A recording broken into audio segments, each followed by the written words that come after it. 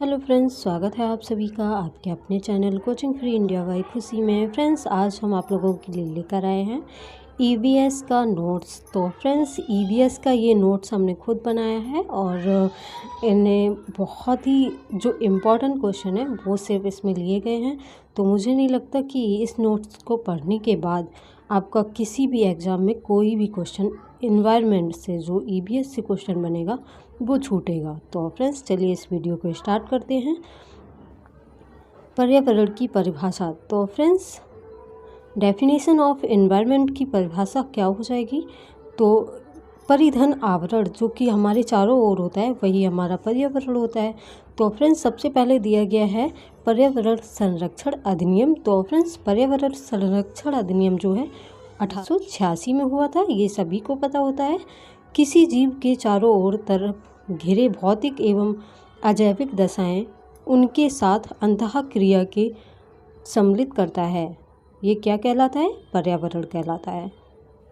Next है पृथ्वी पर पाए जाने वाले भूमि, जल, पेड़ पौधे और जीव जंतु का समूह जो हमारे चारों ओर पाया जाता है उसे हम क्या कहते हैं? पर्यावरण कहते हैं। तो फ्रेंड्स, पर्यावरण की परिभाषाएं हम लोगों को याद नहीं करनी है, बस पता होना चाहिए कि जो हमारे चारों ओर जो कुछ भी है, पेड़ पौधे, जीव जंतु, वो सब हमारे पर्यावरण के अंतर्गत आते हैं। और पर्यावरण संरक्षण अधिनियम कब मनाया जाता है? 1986 में। आगे दिया है पर्यावरण के प्रकार। तो फ्रेंड्स, पर्यावरण के प्रकार कितने होते हैं? 2 प्रकार होते हैं, जैविक पर्यावरण और भौतिक पर्यावरण। तो फ्रेंड्स, जैविक पर्यावरण के अंतर्गत हम 2 भागों में बांटते हैं, जंतु पर्यावरण और वनस्पति पर्यावरण। 2 भागों में जैविक पर्यावरण को बांटा जाता है। नेक्स्ट है भौतिक पर्यावरण। तो फ्रेंड्स, भौतिक पर्यावरण को भी 2 भागों में बांटा गया है, जलवायु के आधार पर और भौतिक स्थिति के आधार पर। तो फ्रेंड्स, जलवायु के आधार पर 3 भागों में बांटा गया है, स्थलमंडल, जलमंडल और वायुमंडल। और भौतिक स्थिति के आधार पर उष्णकटिबंधीय, शीतोष्णकटिबंधीय और ध्रुवीय क्षेत्र, ये हमारे भौतिक स्थिति के आधार पर। आगे देखिए फ्रेंड्स, पर्यावरण के घटक। तो फ्रेंड्स, एनवायरनमेंट कंपोनेंट्स देख लेते हैं कौन कौन से हो जाएंगे, भौतिक और जैविक। तो फ्रेंड्स, भौतिक और अजैविक संघटक जो हैं वो कौन कौन से हैं? जल और वायु, ये हमारे 2 अजैविक संघटक हैं। आगे है जैविक संघटक। तो फ्रेंड्स, जैविक संघटक जो है वो है पेड़ पौधे, मानव, जंतु आदि, ये हमारे जैविक में आ जाएंगे। वहीं अगर पूछा जाए संघटक, तो फ्रेंड्स ऊर्जा संघटक में आ जाएंगे सौर ऊर्जा और भूतापीय ऊर्जा। किसी भी पारिस्थितिकी में ऊर्जा का मुख्य स्रोत जो होता है वो क्या होता है? सूर्य होता है। आगे देखिए फ्रेंड्स, पारिस्थितिकी। तो फ्रेंड्स, पारिस्थितिकी यानी इकोलॉजी। इकोलॉजी को किस तरह डिफाइन करते हैं? तो पारिस्थितिकी शब्द का जो सबसे पहले प्रयोग किया था वो क्या था? अर्नेस्ट हैकल ने।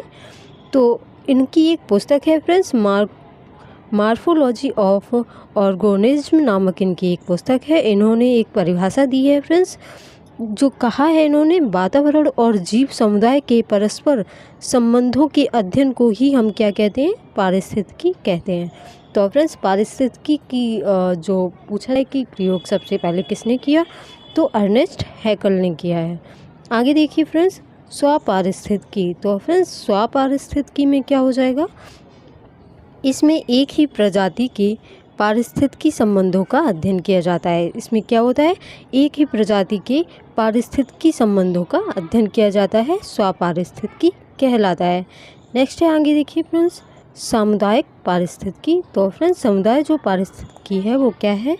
इनमें सभी पादपों का और जीवों का उनके पर्यावरण के साथ संबंधों का अध्ययन किया जाता है। तो फ्रेंड्स, इसमें पादपों और जीव जंतुओं जो भी हैं उनका सबका साथ में संबंध बनाकर अध्ययन किया जाता है, तो वो समुदाय पारिस्थितिकी हो जाता है। आगे है फ्रेंड्स, गहन पारिस्थितिकी। तो फ्रेंड्स, गहन पारिस्थितिकी का जो सबसे पहले प्रयोग किया था वो किया था अर्नीस्ट नेस ने। हमें सिर्फ इतना ही याद रखना है कि गहन पारिस्थितिकी का सबसे पहले जो प्रयोग किया वो किसने किया है? अर्नीस्ट नेस ने है। और इसके अंतर्गत क्या होता है जान लेते हैं। इस शब्द का सबसे पहले प्रयोग अर्नेस्ट नेस ने द्वारा किया गया। इसके अनुसार मानव और अन्य सभी जीव समान हैं। यह अवधारणा बढ़ाने के लिए पारिस्थितिकी संतुलन पर जोर देती है। ये इन्होंने कहा है, किसने? अर्नेस्ट नेस ने गहन पारिस्थितिकी के अंतर्गत। आगे देखिए फ्रेंड्स, आगे दिया है सतही पारिस्थितिकी। तो फ्रेंड्स सतही पारिस्थितिकी में क्या हो जाएगा? इसके प्रतिपादक जो हैं वो कौन थे? ग्रीनेल्स। ग्रीनेल्स जो हैं वो सतही पारिस्थितिकी के प्रतिपादक हैं। इन्होंने कहा है यह मानव पर केंद्रित अवधारणा है जो मनुष्य के हितों की रक्षा के लिए प्राकृतिक संसाधनों के संरक्षण और प्रदूषण पर नियंत्रण पर जोर देता है। इन्होंने ये कहा है किसमें? गहन पारिस्थितिकी में। और इनका प्रतिपादक कौन है? ग्रीनेल्स इनके प्रतिपादक हैं। आगे देखिए फ्रेंड्स,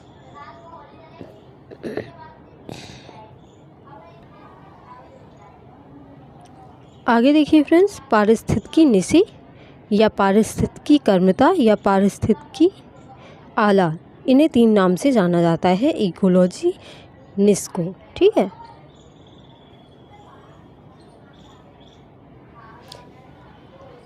तो इनकी परिभाषा है पारिस्थितिकी निशि, जो कि अवधारणा किसने प्रतिपादित की है? जोसेफ ग्रीनेल ने। वह स्थान जिसमें किसी विशिष्ट प्रजाति अस्तित्व के लिए आवश्यक पर्यावरणीय दशाएं सुलभ हों, पारिस्थितिकी निशि या आला कहलाती है। आगे देखिए, निशि निकेत किसी परितंत्र में स्थित वह सूक्ष्म निवास है जिसमें एक ही प्रकार निवास करती है, एक ही प्रकार की जो प्रजातियां हैं वो निवास करती हैं। अर्थात एक निशि में 2 प्रजातियां साथ में निवास नहीं कर सकती। ये किसने कहा है? किस में कहा गया है? पारिस्थितिकी निशि यानी आला में कहा गया है कि सूक्ष्म जीव एक ही प्रकार के निवास करते हैं। ठीक है, एक पारितंत्र में एक ही प्रकार के जीव निवास करते हैं, इनमें 2 प्रजातियां एक साथ नहीं रह सकती हैं। आगे देखिए फ्रेंड्स, पारिस्थितिकी तंत्र। तो फ्रेंड्स इकोसिस्टम के बारे में जानते हैं। इकोसिस्टम का जो प्रतिपादक किया है वो किसने किया है? एजी टांसले ने। यह एक खुला तंत्र है। किसने कहा है? एजी टांसले ने कहा है। इकोसिस्टम कैसा है? एक खुला तंत्र है। आगे दिया है पारिस्थितिकी तंत्र 2 प्रकार का होता है, स्थलीय और जलीय, जिसे सामुद्रिक भी कहते हैं। पारिस्थितिकी तंत्र विश्व सर्वाधिक क्षेत्र में फैला हुआ है। तो फ्रेंड्स पारिस्थितिकी तंत्र जो है वो विश्व के सबसे अधिक क्षेत्र में फैला हुआ है। पारिस्थितिकी तंत्र की आहार श्रृंखला यानी फूड चेन जो होती है वो सामान्यतः 3 से 4 पोषण स्तर से होती है। आगे देखिए, आगे कहा है पारिस्थितिकी पिरामिड। तो फ्रेंड्स पिरामिड के बारे में जानते हैं। इसकी संकल्पना चार्ल्स एल्टन ने दी है। किसने दी है? चार्ल्स एल्टन ने पारिस्थितिकी पिरामिड की संकल्पना दी है। यह किसी पारिस्थितिकी तंत्र में उत्पादक उपभोक्ताओं की संख्या, जीव भार और संचित ऊर्जा के मध्य संबंध को दिखाता है। ये किसने कहा है? चार्ल्स एल्टन ने कहा है। किसके अंतर्गत? पारिस्थितिकी पिरामिड के अंतर्गत। आगे देखिए, यह 3 प्रकार का होता है। कौन कौन से होते हैं? जीव भार का पिरामिड, जीव संख्या का पिरामिड और संचित ऊर्जा का पिरामिड। पिरामिड कितने प्रकार के होते हैं? 3 प्रकार के होते हैं। इन्हें यहाँ भी देख लेते हैं। जीव भार का पिरामिड, जीव संख्या का पिरामिड और संचित ऊर्जा का पिरामिड। आगे देखिए, जीव भार का पिरामिड। तो फ्रेंड्स जीव भार का पिरामिड जो होता है वो कैसा होता है? पारिस्थितिकी तंत्र के विभिन्न स्तरों के प्रति इकाई क्षेत्र क्या है? इकाई क्षेत्र में उपस्थित जीव भार के रेखीय निरूपण को जीव भार का पिरामिड कहते हैं। स्थलीय पारिस्थितिकी तंत्र में जीव भार का पिरामिड कैसा होता है? सीधा होता है। और जलीय पारिस्थितिकी तंत्र में उल्टा होता है। तो फ्रेंड्स इससे क्या पता चल रहा है कि जो जीव भार का पिरामिड होता है वो स्थलीय पारिस्थितिकी तंत्र में जो होता है वो कैसा होता है? सीधा होता है। और जलीय पारिस्थितिकी तंत्र में कैसा होता है? पारिस्थितिकी तंत्र में उल्टा होता है। इतना याद रखना है। आगे दिया है जीव संख्या का पिरामिड। तो फ्रेंड्स जीव संख्या का पिरामिड क्या है? पारिस्थितिकी तंत्र में के विभिन्न स्तरों के प्रति इकाई क्षेत्र में उपस्थित जीवों की संख्या के रेखीय निरूपण को संख्या का पिरामिड कहते हैं। जैसे घास स्थली और फसल स्थली तंत्र में जीव संख्या का पिरामिड कैसा होता है? सीधा होता है, जबकि वृक्ष के पारिस्थितिक तंत्र में जो होता है कैसा होता है? उल्टा होता है। तो फ्रेंड्स, जीव संख्या का जो पिरामिड होता है वो घास स्थली यानी जो फसल वगैरह होती हैं उनमें ये कैसा पिरामिड होता है? सीधा होता है। और जबकि वृक्ष में जो होता है वो उल्टा पिरामिड बनता है जीव संख्या का।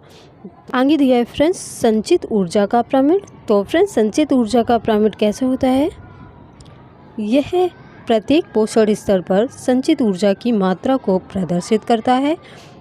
प्रत्येक पोषण स्तर में ऊर्जा की मात्रा जो है ना वो घटती है।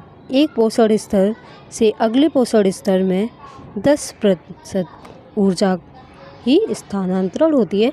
कितनी होती है? 10%। और ऊर्जा का जो पिरामिड होता है फ्रेंड्स वो हमेशा सदैव सीधा ही बनता है। ये फ्रेंड्स पारिस्थितिकी पदछाप। तो फ्रेंड्स, पारिस्थितिकी घटकों की वह आवश्यक मात्रा जो मनुष्य को उसकी जीवन शैली को सुचारू रूप से चलाने के लिए आवश्यक है। ये क्या है? पारिस्थितिकी पदछाप। आगे देखिए फ्रेंड्स, पारिस्थितिकी अनुक्रमण। तो फ्रेंड्स, इस प्रक्रम में किसी क्षेत्र में पाए जाने वाले जंतु पादपों प्रजातियों के समुदाय समय के साथ एक दूसरे समुदाय में परिवर्तित हो जाते हैं या दूसरे समुदाय द्वारा प्रतिस्थापित कर दिए जाते हैं। तो फ्रेंड्स, इसमें कहा गया है अनुक्रमण का मतलब ही होता है चेंजमेंट। जो पहले होते हैं, पहले समुदाय के जो जीव जंतु होते हैं वो दूसरे समुदाय में चेंज हो जाते हैं और नहीं होते हैं तो दूसरे समुदाय द्वारा प्रतिस्थापित कर दिए जाते हैं। इन्हें सिंपल से याद रख सकते हैं। आगे देखिए एफ क्लेमेंट। तो फ्रेंड्स, एफ क्लेमेंट ने क्या कहा है? 1916 में अनुक्रमण की सर्वमान्य परिभाषा दी है इन्होंने। उनके अनुसार अनुक्रमण वह प्राकृतिक विधि है जिसके अंतर्गत एक ही निहित तथा निश्चित स्थान पर एक विशेष समूह दूसरे समूह द्वारा विस्थापित हो जाता है। आगे देखिए फ्रेंड्स, यह परिवर्तन अंततः एक चरम समुदाय को गठित करता है। अनुक्रमण के दौरान कुछ प्रजातियां एक क्षेत्र में नई बस्तियां बसा लेती हैं और इनकी श्रृंखला अनगिनत हो जाती है, जबकि दूसरी प्रजातियों की संख्या घटती जाती है, जहां तक कि अदृश्य भी हो जाती है। अगर वो अनुक्रमण यानी परिवर्तन को स्वीकार नहीं कर पाती हैं तो वो प्रजातियां कैसी हो जाती हैं? अदृश्य या नष्ट हो जाती हैं, घटती जाती हैं और फिर वो आगे चल के नष्ट हो जाती हैं। आगे देखिए फ्रेंड्स, समुदाय का संपूर्ण क्रम। तो जो दिए हुए क्षेत्र में सफलतापूर्वक परिवर्तन होता है उसे क्रमक कहा जाता है। विशेष परिवर्तनशील समुदाय को क्रमिक समुदाय कहा जाता है। बायोडाइवर्सिटी जो है वो क्या हो जाएगा? किसी पारिस्थितिकी तंत्र में मौजूद सजीव प्राणियों की विविधता को ही जैव विविधता कहते हैं। आगे है देखिए, बिटकर ने क्या कहा है जैव विविधता के बारे में? बिटकर ने कहा है 1972 ईस्वी में अल्फा बीटा गामा श्रेणियों में बांटा है। तो फ्रेंड्स, बिटकर ने 1972 में अल्फा बीटा और गामा श्रेणियों में वर्गीकृत किया है किसी जैव विविधता को। आगे देखिए हॉट स्पॉट। तो फ्रेंड्स, हॉट स्पॉट हमारे बहुत इम्पोर्टेंट है। हमारे भारत में कितने हॉट स्पॉट हैं? तो फ्रेंड्स 4 हॉट स्पॉट हैं। विश्व में कितने हैं? 36 हैं और कुल भारत के पूछे जाए तो 4 हैं। कौन कौन से हो जाएंगे? तो 4 देख लेते हैं कौन कौन से हो जाएंगे। पश्चिमी घाट जो भारत का कैसा है? सबसे छोटा हॉट स्पॉट और सर्वाधिक जैव विविधता वाला है। पूर्वी हिमालय है। इंडो बर्मा क्षेत्र है जो उत्तर पूर्व भारत का सबसे बड़ा हॉट स्पॉट है। तो इंडो बर्मा जो है कैसा है? सबसे बड़ा है और पश्चिमी घाट सबसे छोटा है।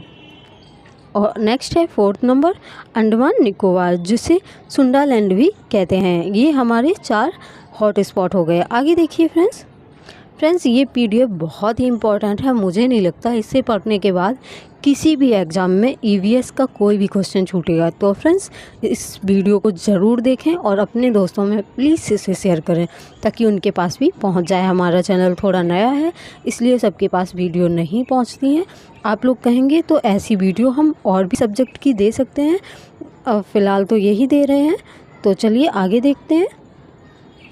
Hope spot. तो फ्रेंड्स हॉप स्पॉट जो हैं वो हॉट स्पॉट थे और ये हमारे क्या हो जाएंगे, होप स्पॉट। ये समुद्री संवेदनशील क्षेत्र होते हैं। लक्षद्वीप और अंडमान निकोबार भारत के होप स्पॉट हैं। तो फ्रेंड्स होप स्पॉट पूछे जाएं तो कौन कौन से हो जाएंगे, लक्षद्वीप और अंडमान निकोबार। ये हमारे 2 क्या हैं, होप स्पॉट हैं। और आगे देखिए फ्रेंड्स उष्णकटिबंधीय।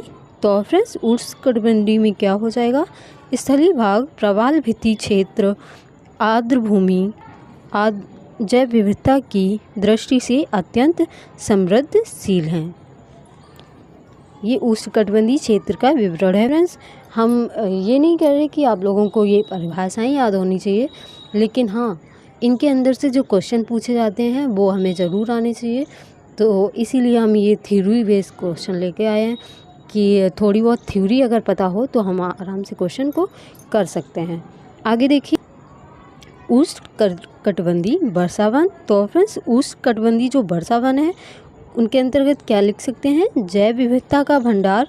इन वनों में जैव विविधता सर्वाधिक पाई जाती है। किनमें, उष्णकटिबंधीय वर्षावनों में जैव विविधता क्या होती है, सर्वाधिक पाई जाती है। उष्णकटिबंधीय वर्षावन विश्व के लगभग कितने भाग में है, 5 भूभाग में है, 5% भूभाग में पाए जाते हैं। जबकि इनमें विश्व की लगभग 50% जंतु वनस्पति प्रजातियां पाई जाती हैं। कितनी, 50%। प्रवाल भित्तियाँ जो होती हैं वो समुद्र का वर्षावन होती हैं। तो फ्रेंड्स पूछा जाए कि समुद्र का वर्षावन किसे कहते हैं, तो फ्रेंड्स प्रवाल भित्तियों को कहा जाता है।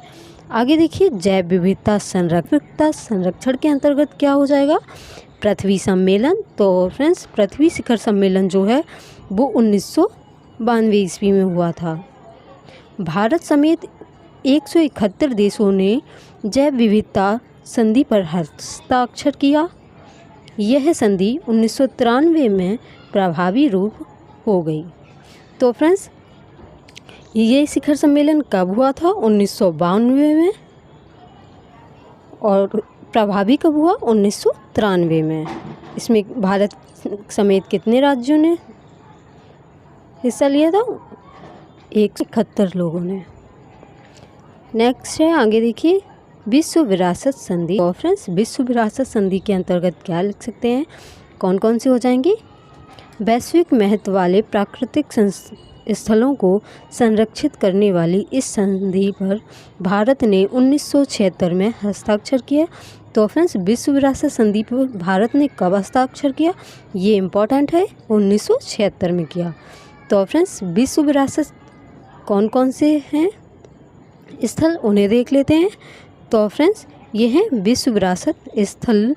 प्राकृतिक स्थल के रूप में निम्न स्थलों को शामिल किया गया है। तो देखते हैं कौन कौन से हैं।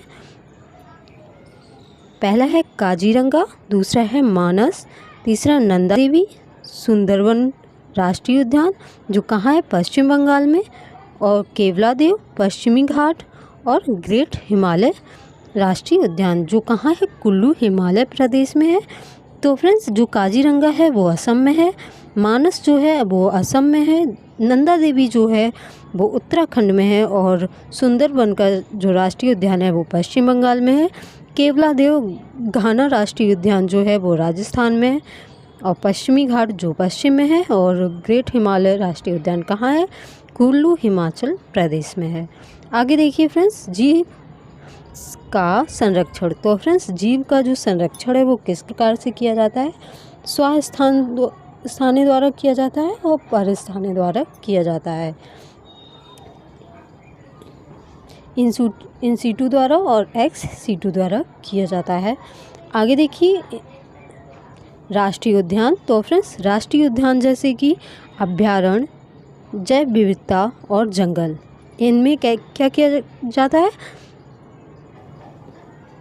इनमें हम स्वस्थानीय रखते हैं जीव, स्वस्थानीय द्वारा जीवों का संरक्षण करते हैं। स्थानीय में क्या आ जाएगा, परस्थानीय में आ जाएंगे वनस्पति नर्सरी जैसे कि बीज बैंक, टिश्यू कल्चर, हर्बेरियम और चिड़ियाघर। ये हमारे कैसे हैं, एक्स-C2 हैं। ठीक है फ्रेंड्स।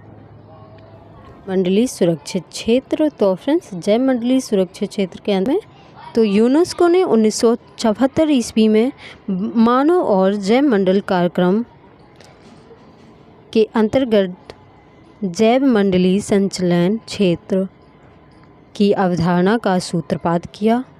पहले जैव मंडलीय आरक्षित क्षेत्र का गठन 1976 में किया गया। तो फ्रेंड्स 1974 में यूनेस्को ने किया और सबसे पहले कब किया गया था, 1976 में, और यूनेस्को ने उसे 1974 में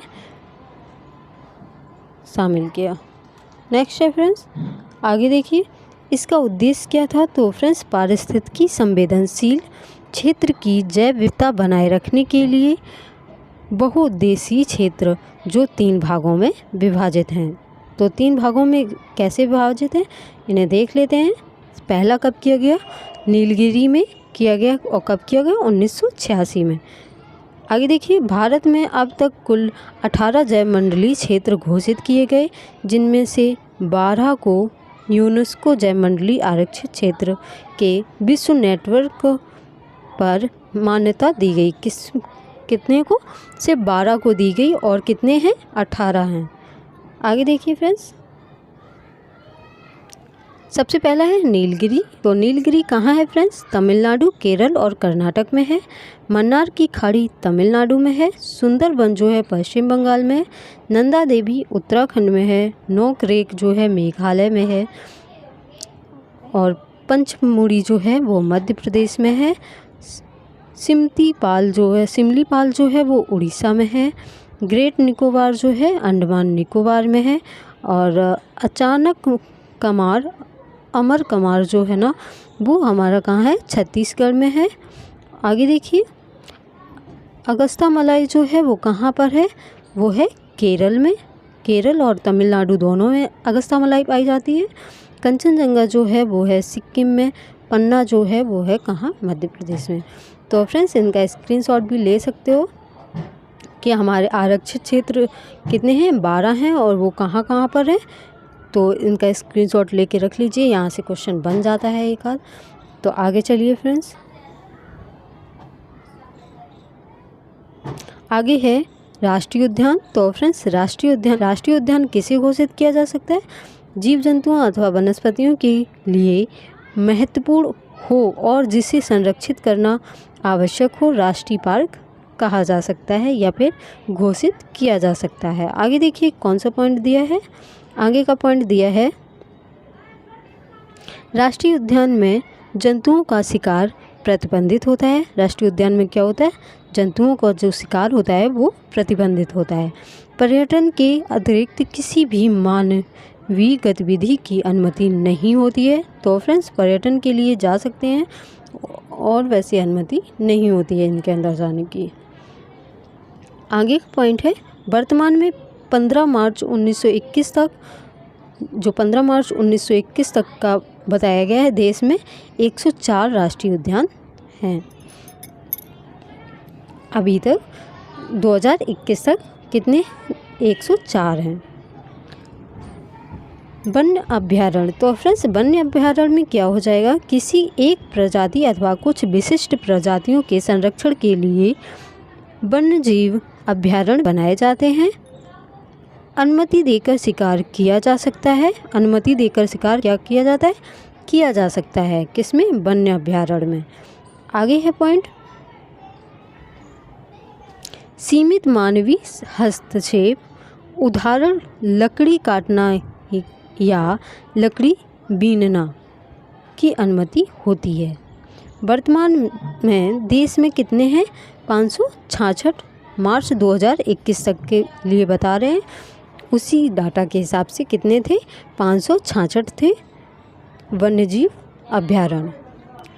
नेक्स्ट पॉइंट है फ्रेंड्स, वर्ष 2008 में राष्ट्रीय जैव विविधता जो है वो कार्य योजना बनाई गई। तो फ्रेंड्स राष्ट्रीय जैव विविधता कार्य योजना कब बनाई गई? 2008 में बनाई गई। आगे देखिए फ्रेंड्स, जैव विविधता सम्मेलन। तो फ्रेंड्स जैव विविधता सम्मेलन के अंतर्गत क्या हो जाएगा? जो पृथ्वी सम्मेलन फ्रेंड्स 1992 में हुआ था, और बहमास सम्मेलन जो है 1994 में, कार्टाजोना प्रोटोकॉल जो है 1999 में, और नागोय प्रोटोकॉल जो है वो 2010 में हुआ था। दो दाइची लक्ष्य है, दाइची लक्ष्य के नाम से जाना जाता है किसे? गायनो प्रोटोकॉल को। तो फ्रेंड्स ये जो जैव विविधता सम्मेलन है ये बहुत ही इम्पोर्टेंट है।